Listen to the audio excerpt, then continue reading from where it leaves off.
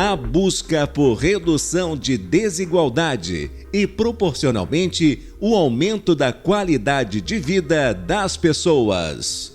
Então, o dado positivo é que o Brasil, em 1990, tinha 25% da população vivendo na extrema pobreza. E agora, em 2012, caiu para 3,5% da população nessa condição. Eu acho que o Brasil, como um todo, comprovou e deu uma lição muito importante para o mundo, né? Que é possível reduzir pobreza, erradicar pobreza extrema e, ao mesmo tempo, reduzir as desigualdades da renda, mas em outros aspectos também. Garantindo direitos. Mas o mais importante, assim, o mais importante não é só cair de 25 para 3, é quantas milhões de pessoas que estavam fora de uma condição digna agora estão tendo dignidade mínima como seres humanos, né? E também tem vários grupos das pessoas que ainda precisam um apoio, um esforço maior para que eles também pudessem aproveitar dessas oportunidades.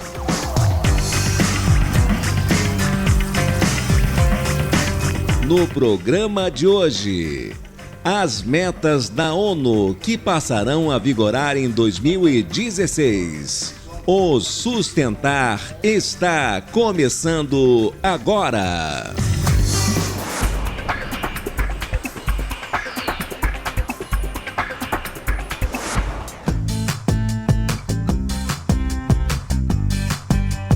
No ano de 2000, a Organização das Nações Unidas estabeleceu os Objetivos do Milênio, que ficaram conhecidos como os 8 jeitos de mudar o mundo. Após a conquista dessas metas, a ONU agora lança os novos objetivos que têm como base o desenvolvimento sustentável e passarão a vigorar em janeiro de 2016. Aí tem tarefa para todo mundo, para as empresas, para as prefeituras, para os governos do estado, e diria mais, papel das escolas. Escola de primeiro, segundo grau, as universidades. Nós precisamos fomentar um estudante que entre na escola e saia com uma cabeça mais voltada à sustentabilidade. Tem alguns cursos que o primeiro desejo do estudante quando se forma é querer ser rico no primeiro ano, já que tem uma mega empresa, né?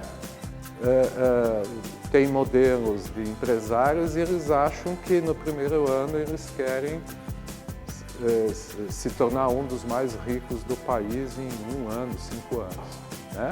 Nós precisamos formar outras pessoas. Quando eu cheguei, uma das primeiras observações sobre o Brasil era a questão de tolerância, né? Que a tolerância é muito bem-vinda e ela acaba fazendo com que o Brasil fosse um país tão visitado, né, por estrangeiros. Mas outro lado dessa mesma moeda é também saber quando que a tolerância deve dar espaço para um pouquinho de intolerância, digamos, com coisas que não deveriam acontecer. Eu posso ser um bom empresário bem-sucedido, mas fazendo negócios de maneira diferente. Eu posso pensar uma empresa de maneira diferente. Isso já está acontecendo. E também tem um papel muito importante dos meios de comunicação, como vocês. Abrir mais espaço. Não se trata de interferir na liberdade, mas abrir mais espaço, mais oportunidade para essa construção de conduta, comportamentos em prol da sustentabilidade, né? Trazer mais notícias boas, bons exemplos para a gente andar mais rápido em direção à sustentabilidade e salvar o planeta.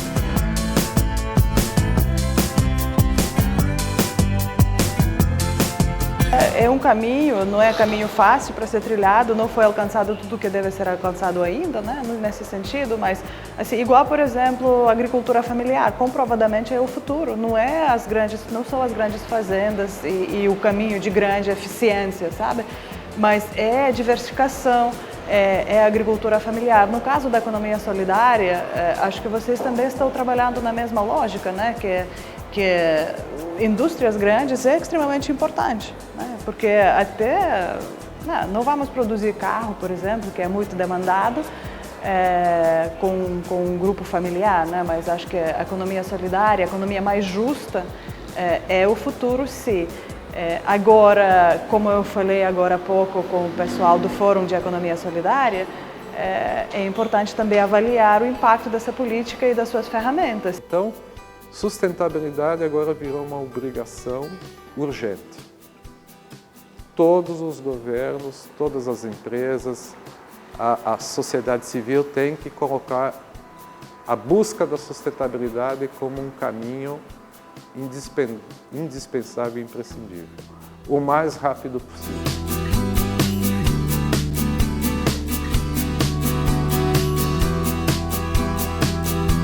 O Brasil alcançou protagonismo nos Objetivos do Milênio e agora se prepara para as novas metas. O importante é que os Objetivos do Milênio são intenções das nações, mas atrás das intenções tem metas, e atrás das metas, que são compromissos, tem indicadores para que a sociedade, os governos possam acompanhar a evolução de cada compromisso assumido, né? Bom, eu quero acabar com a fome, mas quanto que eu quero acabar com a fome e em que período? O país está melhorando, eu estou vendo, né, que com cada ano que passa tem uns avanços que estão acontecendo, né? A gente observa umas tendências interessantes, mas ao mesmo tempo a gente acaba vendo que novos desafios vão surgindo, né? Mas o que eu queria parabenizar, de fato, é essa participação social e qualidade da participação das lideranças locais, né, nos processos políticos, porque cada vez mais, com cada participação, com cada eleição, com cada debate, essas pessoas vão contribuindo de forma cada vez mais construtiva com a formulação até das propostas, dos projetos, programas nacionais, né? Não só mais exigindo resultados, mas propondo efetivamente as soluções, né? Há uma grande mudança do que eram os Objetivos do Milênio, que eles envolviam muito mais os países, vamos dizer assim, em desenvolvimento. A nova agenda da sustentabilidade envolve todos os países desenvolvidos. E ela traz também uma mudança de paradigma, de modelo de desenvolvimento. Nós precisamos, talvez o maior desafio do Brasil é pensar um novo modelo de desenvolvimento que equilibre melhor o econômico, social e ambiental. Eu acho que é muito interessante, né, que esses grupos também estão vendo resposta. Não precisa ir muito longe. Se vamos ver um pequeno exemplo, né? Nós estamos trabalhando na ONU fortemente a questão de saúde, né? Questão de saúde e possibilidade das pessoas superarem um pouco a tendência das doenças não transmissíveis, que é ataques cardíacos, diabetes, toda aquela coisa, né, que depende muitas vezes do jeito, do estilo de vida, né, sedentário, muitas vezes só andando no carro e tal, né. Então nós vemos como muito bem-vinda a iniciativa de várias prefeituras adequarem as estruturas urbanas no município para promover a atividade física, seja academias populares, seja outro jeito, seja ciclovias, né? Eu sou muito esperançoso porque o Brasil foi protagonista, foi vitorioso em alcançar as metas do milênio. Ele foi protagonista e vitorioso na conferência Rio+20, a conferência que definiu o mundo que nós queremos. Então, essa nova agenda é o encontro da Rio+20 com os ODMs e acho que o Brasil, por ser bem sucedido nas duas agendas, tem um papel enorme a desempenhar na América Latina e a nível mundial. E um desafio interno de ser coerente. Bom, se eu cobro dos outros um modelo de desenvolvimento mais equilibrado, econômico, social e ambiental, eu preciso ser coerente e fazer isso internamente.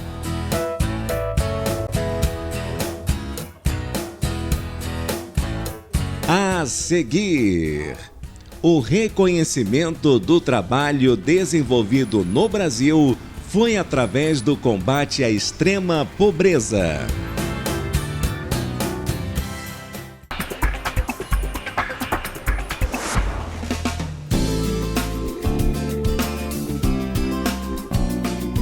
As políticas públicas desenvolvidas pelos governos federais, estaduais e municipais auxiliaram na diminuição dos índices de extrema pobreza no nosso país e no nosso estado. Então, o dado positivo é que o Brasil, em 1990, tinha 25% da população vivendo na extrema pobreza. E agora, em 2012, caiu para 3,5% da população nessa condição. Santa Catarina era 15%, caiu para 1%.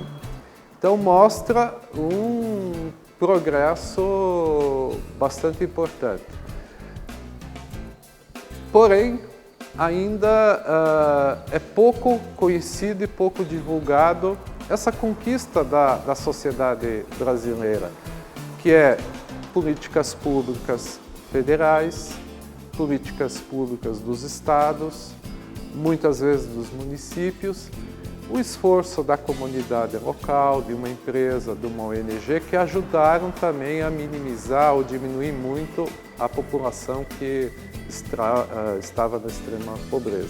Eu acho que o Brasil, como um todo, comprovou e deu uma lição muito importante para o mundo, né? Que é possível reduzir pobreza, erradicar pobreza extrema e, ao mesmo tempo, reduzir as desigualdades da renda, mas em outros aspectos também, com políticas focadas, com parcerias, isso que é extremamente importante, parcerias entre gestão pública, sociedade civil e setor privado, que é possível sim.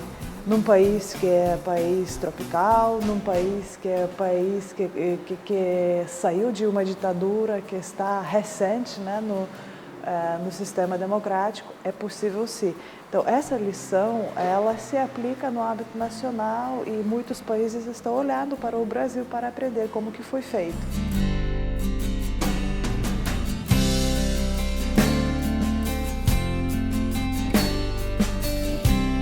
Mas o mais importante, assim, o mais importante não é só cair de 25 para 3, é quantas milhões de pessoas que estavam fora de uma condição digna agora estão tendo dignidade mínima como seres humanos, né? Então, isso que eu acho importante avaliar não só o número, mas o significado quantas vidas a gente salvou, crianças, mulheres, jovens. Tem vários aspectos dessa desigualdade, tem várias regiões do país que não foram tão bem quanto os outros, né? E também tem vários grupos das pessoas que ainda precisam um apoio, um esforço maior para que eles também pudessem aproveitar dessas oportunidades. Isso nos dá muita satisfação de ter ajudado a melhorar as condições de vida das pessoas. E mostrou que tem que ser um esforço de todo mundo, né? Por mais positivo que seja o compromisso de um governo federal, estadual, municipal, mostrou que as universidades ajudaram, uma associação de pais, uma empresa. Então, quando todo mundo se junta em nome de um interesse comum, do bem comum, o resultado é extraordinária. E a gente fica muito satisfeito com essa melhoria da vida das pessoas lá no bairro, no estado, no país.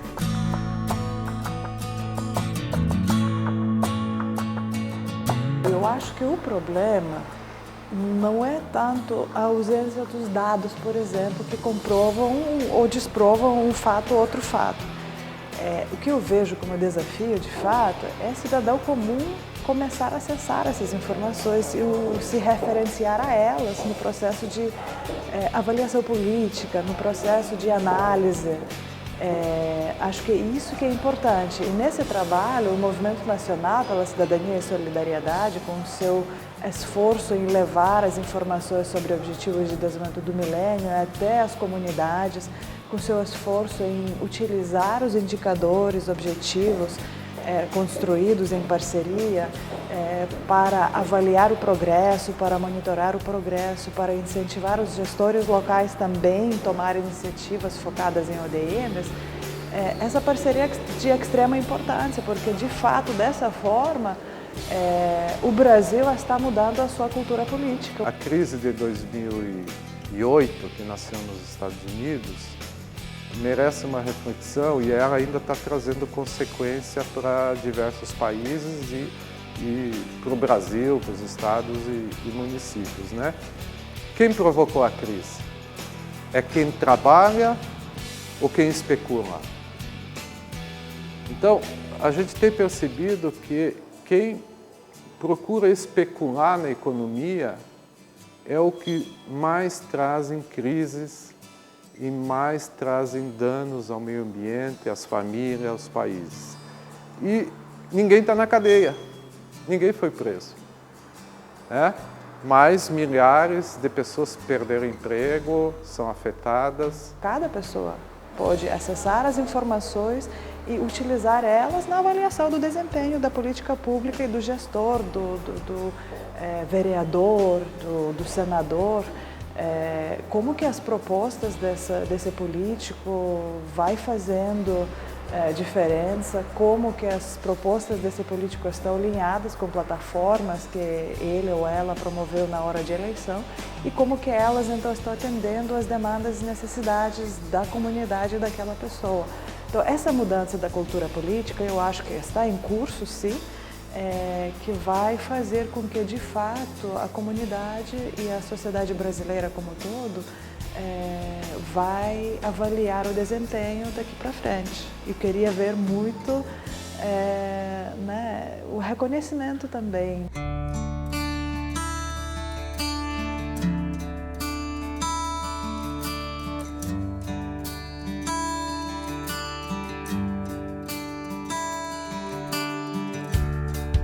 A necessidade da sustentabilidade não é mais um desejo acadêmico, uma vontade, porque eu gosto muito do meio ambiente. Não, sustentabilidade passou a ser uma necessidade para salvar o planeta e salvar a humanidade. Por quê? Porque a humanidade, o consumismo predominante que hoje vigora em vários países e numa parcela da população brasileira, já consumimos 1,5 planeta. Se a gente continuar nesse ritmo, nós estamos levando o planeta à destruição. Esse paradigma tradicional de cooperação norte-sul mudou para a cooperação sul-sul, que comprovadamente é um processo, um jeito de assistência técnica, de cooperação técnica, de fato, nem tanto assistência, quanto cooperação, troca, mais eficiente e efetivo. E o Brasil é um grande protagonista nesse campo, tendo várias soluções, várias políticas que deram muito certo, vários programas e experiências que deram e continuam dando muito certo, podendo apoiar outros países que talvez estão começando só esse processo, E o Itamaraty, por meio da Agência Brasileira de Cooperação, também tem investido bastante na disseminação dessas experiências, no protagonismo brasileiro mundial nesse sentido. Então, sustentabilidade passou a ser uma necessidade urgente, agravada pelas mudanças do clima, né? O fenômeno que a gente está vendo em Santa Catarina não é mais um fenômeno que acontecia de 10, 20 anos. Cada vez esses fenômenos climáticos estão acontecendo com mais frequência. Todo ano, o enchente seca ou um tornado, ou um furacão extratropical, exigindo da nós mais energia, mais força, mais coragem a fazer mudanças profundas, senão nós corremos sérios riscos de ter colapsos econômicos, ambientais, sociais e afetar muito a próxima geração.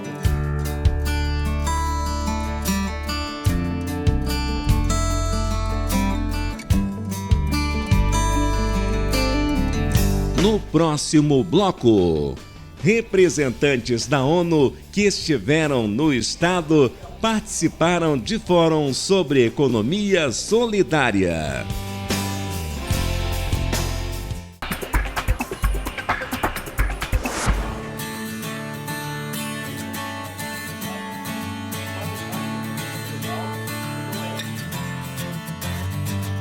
Durante a passagem pelo estado, membros da ONU participaram de fóruns sobre economia solidária. Precisa ter uma reflexão mundial. Não dá mais para 46, 48 grandes famílias, eles detêm mais renda que 3 bilhões de pessoas no planeta. Então, a comunidade internacional, as pessoas têm que refletir sobre um outro modelo de desenvolvimento que seja mais sustentável do ponto de vista ambiental, do ponto de vista econômico e do ponto de vista social. Como desigualdade de gênero, também de raça, também existem desigualdades regionais, né, que devem ser abordadas. E realmente, após analisar o desempenho das políticas no âmbito nacional, né, é importante se aprofundar e entender melhor o porquê que essas políticas não fizeram um impacto tão grande quanto em outros casos, né? Então, acho que essa avaliação tem que ocorrer e esse aprimoramento tem que ocorrer e ele está ocorrendo. Então, todas as iniciativas de economia solidária, elas são fundamentais porque elas colocam as pessoas em primeiro lugar, elas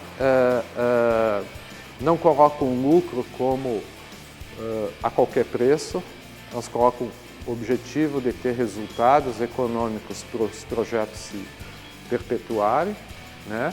Mas é uma outra lógica de funcionamento da economia e da sociedade. Então ela tem uma necessidade, um potencial fundamental.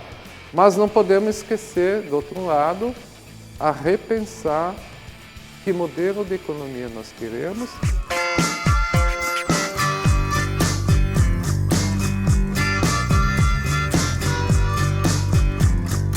Recentemente em São Paulo ocorreu situação quando foi impedida a construção das novas ciclovias. Parte da sociedade interessada em promoção dessa ciclovia se reuniu, exigiu que fosse reavaliada essa decisão e a resposta da Justiça e da gestão pública, né, foi ir para trás e parar, né, e reavaliar. Isso me mostra, né, que as propostas objetivas, que a força da sociedade pode mudar a realidade. Então, acho que esse é um avanço muito interessante que eu pessoalmente observo aqui no Brasil. Objetivos da sustentabilidade que não esqueça de ninguém, não deixa ninguém fora dos avanços, né? Nós não podemos mais sobreviver, aceitar que seja bom para alguns, né? Enquanto poucas famílias detêm muito da renda mundial, 3 bilhões ainda vivem em condições ou da extrema pobreza ou da pobreza. Isso a humanidade não pode mais aceitar.